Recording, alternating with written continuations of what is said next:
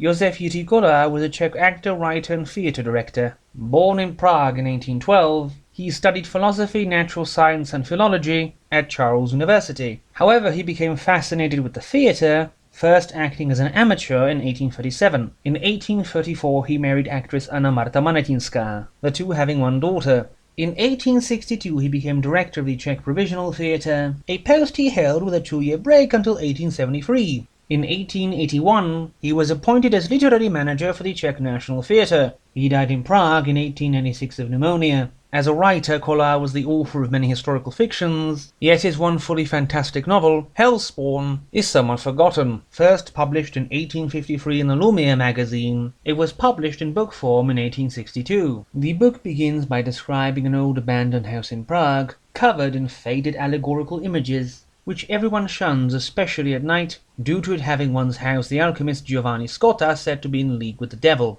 We move to 1593 during a great storm, where a night watchman, ordered to stand guard over a hanged corpse on the gallows till morning, runs off to a pub instead. The corpse was to remain in plain view, to impress the people with fear of justice and retribution, for which sake the emperor had 3 new gallows raised to show off hanged criminals all day and night. Then the corpse starts moving, and falls down from the gallows, just as the gallows is struck by lightning. Running away from the city guard, the man finds asylum at Scotta's house. After meeting with Scotta and his vampiric, mummy-like hag servant, the hangman tells Scotta his story. He is named William and once had a twin brother, who was so like him the likeness astounded the emperor himself. Having to abandon their hometown, their father, a strange, sullen man, who himself was said to be an alchemist, converted to Catholicism, and made them do the same. Leaving his sons to be reared by Jesuits, he shuts himself off from the world in the house once said to be owned by Faust himself, seeing the two but rarely. But then the two were summoned to their father's house, where the first thing they saw was an almost naked woman riding a tiger in the garden, the tamer of their father's tiger.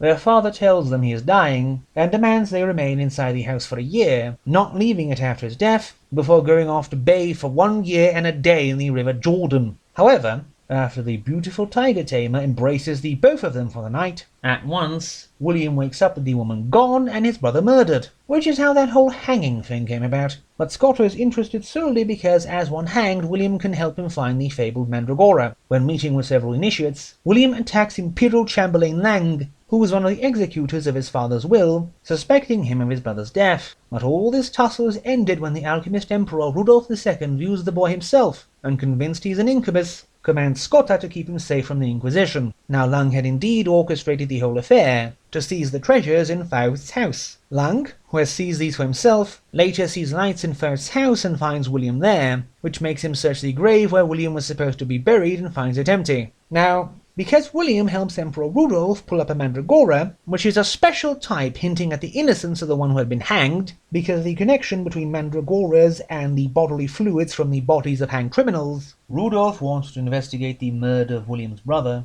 but he orders Lang to do it, giving him special powers to investigate his own crime. Now William has to face the machinations of Lang and his associates, while being initiated into alchemy by Scotta, until the sudden and rather shocking ending.